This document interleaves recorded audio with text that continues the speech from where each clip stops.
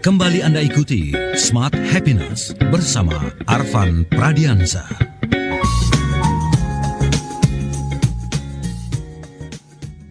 Gak terasa Smart Listeners, kita sudah sampai di sesi yang ketiga. Masih membahas seputar beda pendapat itu bagus, kenapa harus marah? Sadar ya, sepakat bahwa yes, beda pendapat itu bagus. Tapi tadi Pak Arfan sudah membreakdown apa yang terjadi di diri kita begitu ya, secara psikologi dan juga di alam bawah sadar. Yuk install lagi mindsetnya yang tepat agar ketika ada perbedaan pendapat ya itu bagus, kita ucapkan juga, tapi kita amini juga di dalam diri dan juga di dalam alam bawah sadar kita.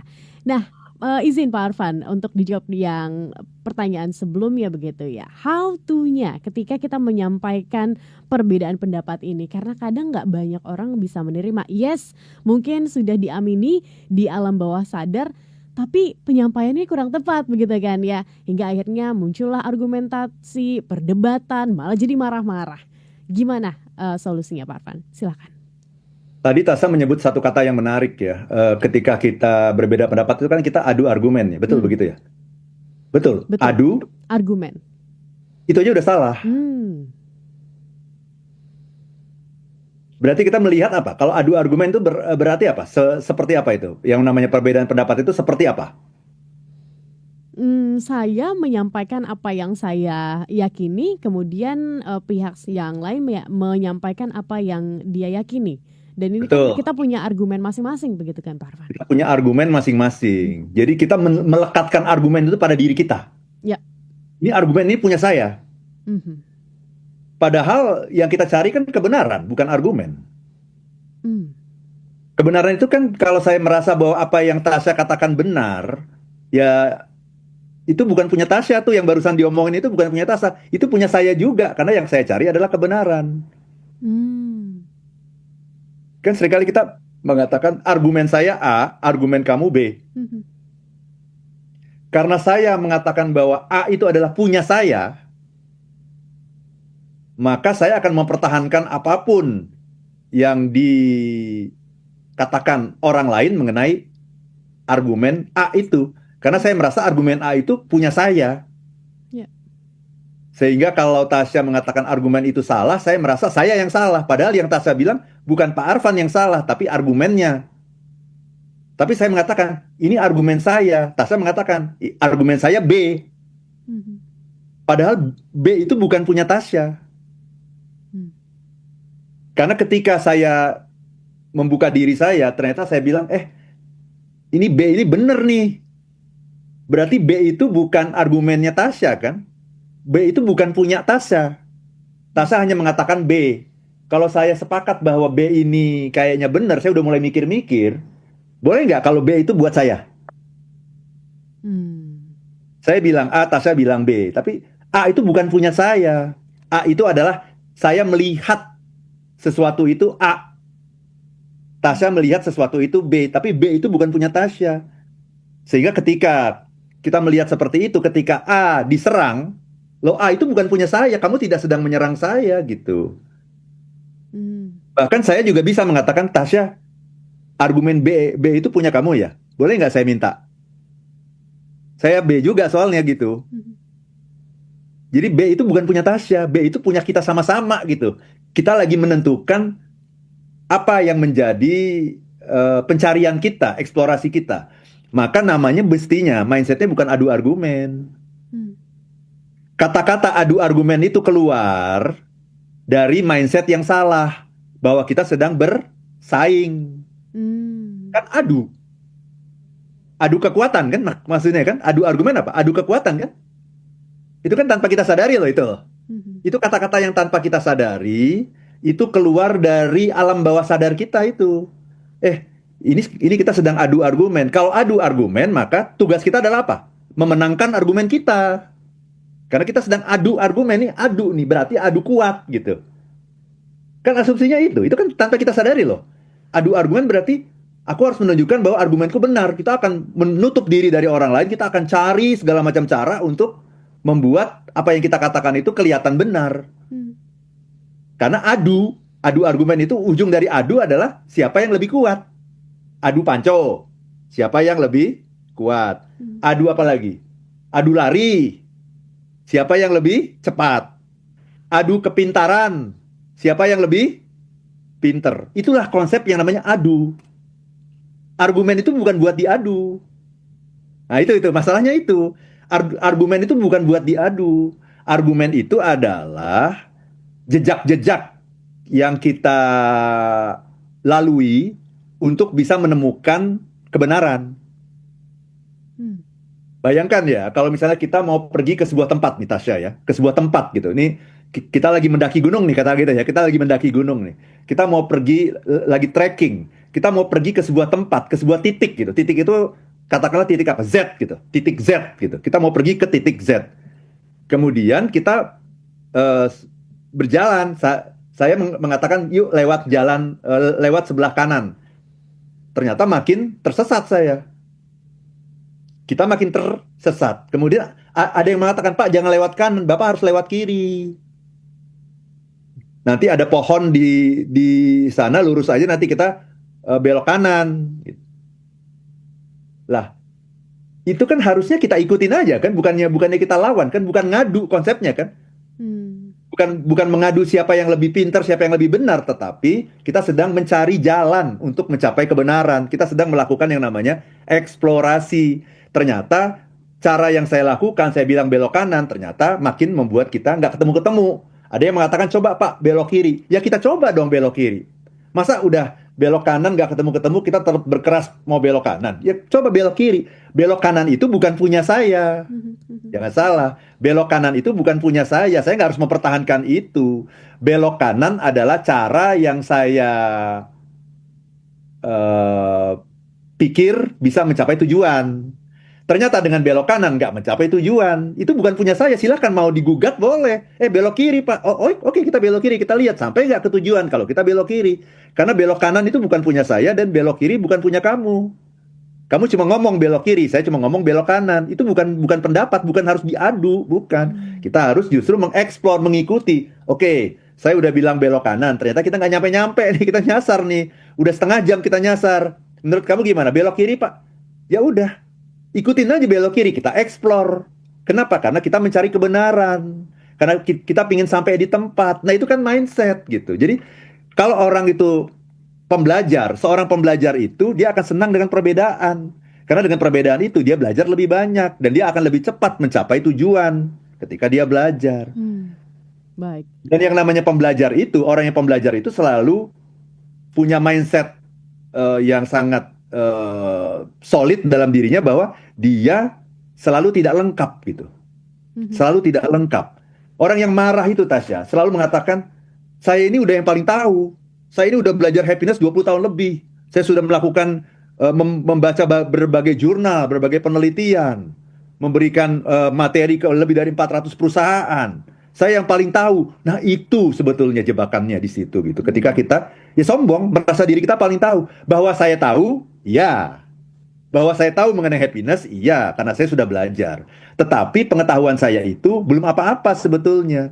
Justru ketika ada orang yang bilang, happiness itu bukan seperti yang Pak Arfan pahami loh. Pak Arfan itu cuma melihat dari satu sudut pandang. Ada lagi loh happiness yang berbeda. Oh ya? Oh ya? Tell me more, coba. Aku pingin tahu supaya aku lebih lengkap ternyata. Karena aku pingin ketemu jalan yang benar. Kalau aku pakai jalan ini terus, nanti nggak nyampe-nyampe aku ke tujuan. Dengerin. Tuh. Jadi, orang yang marah itu adalah orang yang merasa bahwa dirinya paling benar. Kalau paling benar berarti kita sudah menganggap diri kita Tuhan ya. Kalau kita menganggap diri kita benar, boleh. Benar itu boleh. Tapi orang yang benar masih mau dengerin orang. Masih mau berbeda pendapat. Tapi yang membuat orang nggak mau beda pendapat itu karena dia merasa paling. Nah, kata-kata palingnya itu. Paling benar, paling tahu, paling pinter, paling segalanya. Itu yang membuat kita nggak mau dengerin orang. Kenapa? Karena udah paling itu adalah bahasanya holik. Kita makhluk itu cuman maksimal. Saya benar, itu maksimal. Nggak bisa paling benar tuh nggak bisa gitu. Gitu Tasya. Jadi, dan juga menganggap diri kita tuh tinggi gitu. Saya ini raja nih, saya yang paling tahu di perusahaan ini nih. Saya yang paling hafal segala seluk-beluknya. Kamu nggak tahu apa-apa. Nah itu kan berarti sebuah kesombongan gitu. Nah itu harus dibongkar gitu. Kita selalu berada pada kebenaran yang relatif. Kebenaran hanya dari satu sudut pandang. Pendapat kita itu belum tentu benar, perlu diuji lagi, perlu divalidasi, perlu dibicarain supaya kita bisa mencapai kualitas keputusan yang terbaik dalam hidup kita gitu, Tasya. Oke, baik. Saya tergelitik Pak Arfan untuk ngegali ini lebih lanjut begitu kan ya. Pertanyaan saya selanjutnya begitu kan ya. Jadi apa mungkin secara jelas itu terlihat ketika mungkin direction yang tadi Pak Arfan berikan contohnya begitu kan ya. Karena jujur saya pengen banget memahami hal ini. Itu mungkin ya easy begitu, mudah untuk kita. Oke, fine kita ke sana, oke fine kita ke sini. Itu mungkin bentuknya direction. Tapi bagaimana untuk sesuatu hal yang kita yakini, Pak Arfan? Mungkin nilai-nilai kehidupan kah atau motivasi kita kah dan lain-lain yang sifatnya deep. Ketika kita ada perbedaan pendapat, sesimpel mungkin acuan politik yang sempat kita hadapi beberapa tahun sebelum ini. Nah, apakah kita harus mengamini hal tersebut, Pak Arfan? Ketika mungkin ya ada perbedaan, apakah harus terus diamini? Pak Arfan pernah bilang bahwa kalau ketika kita ngikut sana ngikut sini, berarti kita nggak punya value dong, kita nggak punya nilai. Nah, gimana nih Pak Arfan?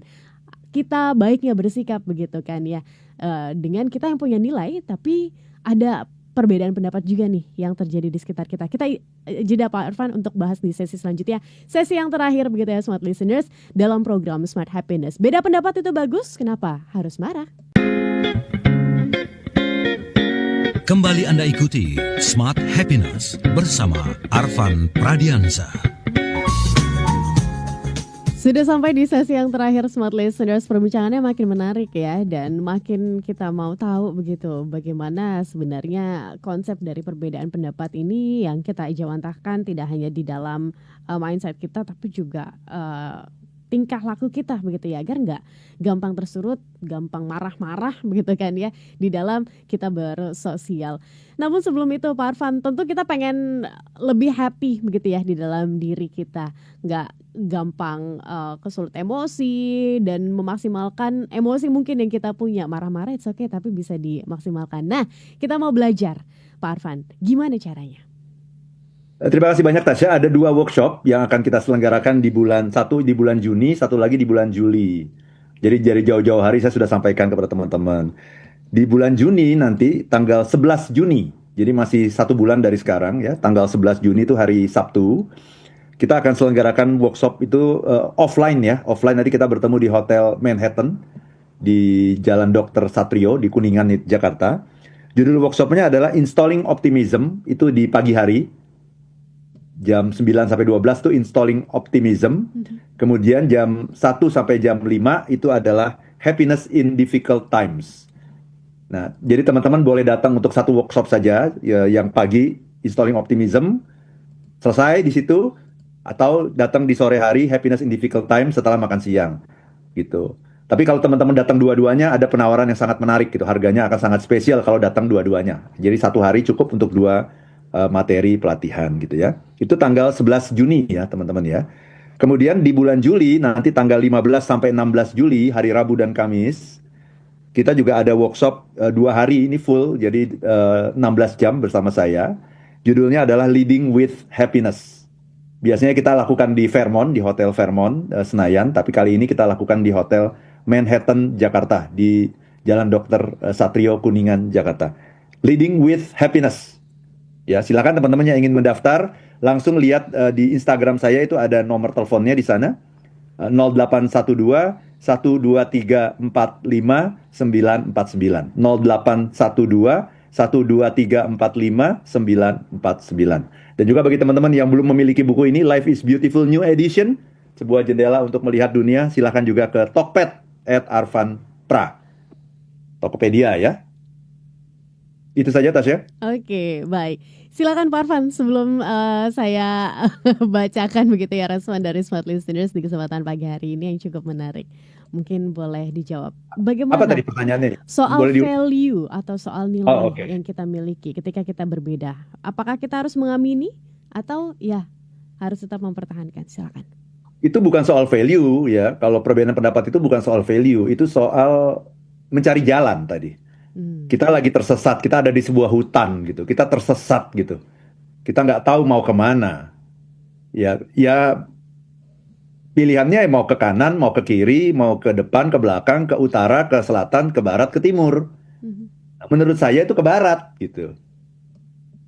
Tapi kalau ada orang yang bilang ke timur, masa saya marah? Kan yang harus kita lakukan, oke, coba kita explore. Karena kita berada di poin yang sama. Kita berada we are on the same boat gitu. Kita ada dalam satu tempat yang sama, kita mau mencari kebenaran. Kebenaran itu akan terjadi, tanda kebenaran adalah ketika kita bisa menemukan jalan keluar dari hutan ini. Kan masalah kan kurang lebih begitu, Tasya. Masalah itu kan kayak hutan belantara ya. Kita nggak tahu nih, kita cuma tahu tanda-tandanya nih. Kayaknya arahnya ke barat nih, saya bilang gitu. Enggak, menurut saya ke timur.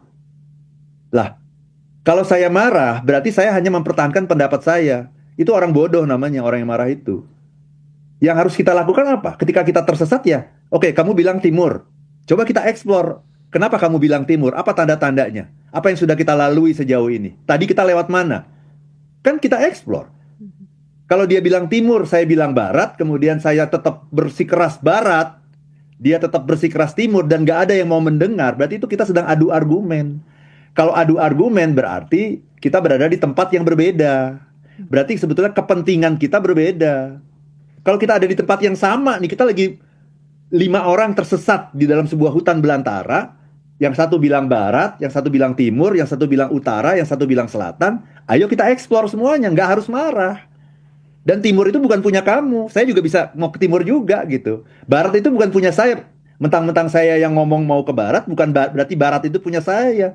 Sehingga ketika kamu mempertanyakan kenapa ke barat, saya tidak merasa diserang. Kenapa? Karena barat bukan punya saya. Barat hanya sebuah usulan saya untuk menemukan kebenaran.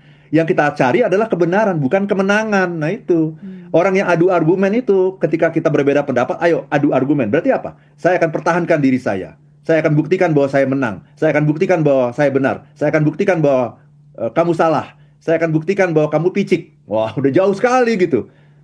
Jadi memang mindsetnya beda gitu. Mindset orang yang sadar, orang yang tahu kenapa dia hadir di dunia ini, dia akan selalu mengatakan bahwa aku ini tidak tahu semuanya, aku ingin belajar. Dan belajar itu, cara untuk belajar adalah aku mendengarkan apa yang kamu ketahui. Karena kalau aku harus belajar semuanya kan repot nih, kita harus baca semua buku kan repot. Ya udah, saya sudah baca misalnya 100 buku, Tasya sudah baca 20 buku. Bukunya beda-beda masalahnya gitu.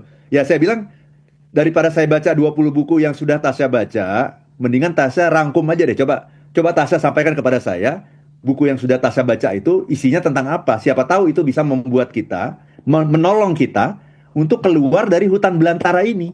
Kita ingin keluar dari hutan belantara gitu. Jangan sampai kita tersesat nantinya gitu. Kita explore semuanya. Kalau hanya satu pendapat yang kita dengarkan, kemungkinan besar kita akan salah gitu. Ada 4 kemungkinan nih, barat, timur, utara, atau selatan. Kalau yang didengerin cuma yang di barat saja, Anda mendengarkan saya karena saya yang paling tua di situ, paling senior di situ, kemungkinan salahnya besar. Tapi kalau semua orang didengerin, yang bilang barat didengerin, kenapa barat? Timur kenapa timur? Utara kenapa utara? Selatan kenapa selatan? Semua didengarkan, maka kita akan mendapatkan keputusan yang lebih berkualitas. Baik. Jadi yang namanya berbeda pendapat itu bukan cuman nggak apa-apa. Kalau kita bilang beda pendapat nggak apa-apa, berarti kita masih rugi. Itu orang yang merugi. Beda pendapat itu bagus, berarti kamu mikir. Karena kalau kamu nggak mikir, saya bilang barat, kamu juga akan bilang barat. Ketika kamu bilang timur, saya akan tanya kenapa timur.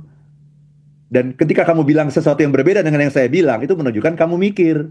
Maka saya sebagai tim leader seneng karena kamu mikir. Kamu memang digaji untuk mikir. Kalau kamu bilang semua yang saya bilang kamu sepakat, berarti kamu adalah orang yang hanya ABS, asal Bapak senang, dan malas gitu. Malas berpikir gitu. Mindset seperti itu aja udah akan mengubah semuanya kok. Baik. Itu Tasya. Oke, Pak Arfan, Pak Rizky Fahreza dari Kalimantan bergabung bersama dengan kami dari Banjarmasin. Menurut saya seharusnya kita mengaktifkan kedewasaan dalam menghadapi perbedaan pendapat, karena kalau kita ikut-ikutan terseret dalam keributan akibat perbedaan pendapat, ujung-ujungnya kita juga ikut-ikutan marah-marah. Kemudian Pak Rusdi dari Medan, terima kasih sudah bergabung. Bagaimana menghadapi orang yang di depan bermuka dan bermulut malinis, Pak Arfan? Di depan kita tapi menikam di belakang kita. Apakah hindari saja? Salam happiness dari Pak Rusdi. Pak Aji dari Bogor bergabung, terima kasih. Seperti pemerintah sekarang dikritik dengan beda pendapat, baper, marah. Apa komentar Bapak? Oke. Kemudian terakhir Pak Henry Jayatedi, selamat pagi Pak Arfan, Bu Tasya. Setuju ada beda pendapat itu perlu, hanya kadang mitra pendapat tidak suka akan ikut itu. Bagaimana mengatasi hal tersebut? Salam dari Jakarta Jaya. Baik, silakan Pak Arfan. Terima kasih banyak, ini bagus-bagus sekali ya. Sayang waktu kita juga terbatas banget ya. Pak Rizky ya tadi kedewasaan. Iya, orang yang dewasa itu menyadari bahwa semakin kita tahu, semakin kita nggak tahu. Dan bahwa apapun yang kita ketahui, kita selalu tahu dari tempat kita berdiri dan tempat kita duduk gitu. Kita tidak akan pernah bisa lengkap tanpa bantuan orang lain. Gitu ya. Jadi itu namanya orang yang dewasa. Tidak merasa mentang-mentang, merasa diri paling hebat, merasa diri paling tahu, ya kan? Merasa diri paling berjasa. Aku loh yang selama ini berkorban, aku loh selama ini yang berkontribusi, aku loh selama ini yang begini begitu. Disebutlah semua jasa-jasanya gitu kan. Kamu tahu apa? Kamu berapa banyak waktu yang kamu luangkan untuk memikirkan hal itu? Nah, itu yang kesombongan-kesombongan itu yang membuat kita jadi nggak bisa keluar dari hutan belantara gitu loh, Tasya. Ya, jadi itulah yang namanya keributan. Keributan itu sesuatu yang menunjukkan bahwa kita tidak sadar diri gitu. Ada yang salah dalam caramu melihat dirimu. Itu loh. Kalau ada orang yang marah itu, ada orang yang marah ketika berbeda pendapat, saya akan dengan gampang mengatakan, ada yang salah dengan cara kamu melihat dirimu. Kamu melihat dirimu sebagai orang yang paling hebat, sebagai orang yang paling tahu, sebagai orang yang paling berjasa. Itu yang membuat kamu nggak mau dengar orang lain. Itu yang menghambat. Kalau kamu melihat dirimu sebagai seorang pembelajar, seorang yang pingin mencari kebenaran, pingin keluar dari hutan belantara untuk menemukan jalan gitu, ya kamu akan seneng kalau ada orang yang memberikan pendapat. Kamu akan explore, kamu akan tanya dia, kamu akan bilang tell me more, ceritain lagi lebih dalam gitu. Itu ya, jadi ini memang mindset, betul-betul mindset, cara kita melihat diri kita, cara kita melihat orang lain gitu. Kalau saya di kantor itu, saya sangat senang ketika ada berbeda pendapat. Wah bagus Tan, ya kamu mikir gitu. Kamu digaji untuk mikir gitu, kamu sama-sama saya terus menerus, gak ada gunanya kamu ada di sini gitu. Gitu ya Tasya ya. Kemudian Pak Rusdi, di depan manis, di belakang menikam. Nah ini namanya orang munafik gitu ya. Jadi ini nanti kita bahas dalam kesempatan yang berbeda ya teman-teman. Tapi sekali lagi, beda pendapat itu bagus, itu kata pikiran sadar kita. Tapi ketika kita marah, itu menunjukkan bahwa bawah sadar kita, mindset kita belum nyampe ke sana gitu ya. Pemerintah baper. Nah ini juga mindset juga, ini masalah mindset gitu. Kalau orang berbeda pendapat itu jangan disuruh pergi ke Yaman kan gitu. Jangan dong, nggak boleh dong sebagai leader kita ngomong gitu, nggak boleh dong. Ya, yuk kita ngobrol yuk. Masa kamu beda pendapat mau kabur ke luar negeri? Jangan dong, ayo dong. Kan kita kan sama-sama ingin membesarkan Indonesia. Ayo dong kita ngobrol, ayo dong duduk bersama. Jangan gitu dong. Mestinya yang namanya leader tuh ngomongnya seperti itu gitu, Tasya. Minta pendapat kemudian dengan lawan bicara. Tolong jangan dibilang lawan bicara ya, teman bicara. Ketika kita mengatakan lawan bicara aja tuh sebetulnya kita udah menggunakan mindset yang salah loh itu. Bukan lawan bicara, teman bicara. Gitu ya Tasya. Itu mengenai berbeda pendapat. Jadi sekali lagi kesimpulannya, berbeda pendapat itu bagus. Ya, semua orang akan bilang begitu. Tapi ketika kita marah, itu menunjukkan bahwa bawah sadar kita belum nyampe ke sana. Karena itu mari kita benerin bawah sadar kita. Mari kita lihat diri kita dengan cara yang benar gitu. Bahwa kita ini makhluk, bukan Tuhan. Makhluk itu benar, tapi Tuhan itu yang paling benar. Kalau kita bilang diri kita paling benar, berarti kita udah mengambil hak prerogatif Tuhan. Itu Tasya. Baik, terima kasih Pak Arfan dan terima kasih juga Smart Listeners untuk Anda yang sudah bergabung bersama dengan kami. Kita tutup perbincangan di pagi hari ini. Akhir kata, saya Tasya Rustama. Dan saya Ervan Pradiansyah. If you wanna be happy, be happy now. Demikian Smart Happiness bersama Arfan Pradiansyah, penulis buku bestseller Life is Beautiful dan The 7 Laws of Happiness.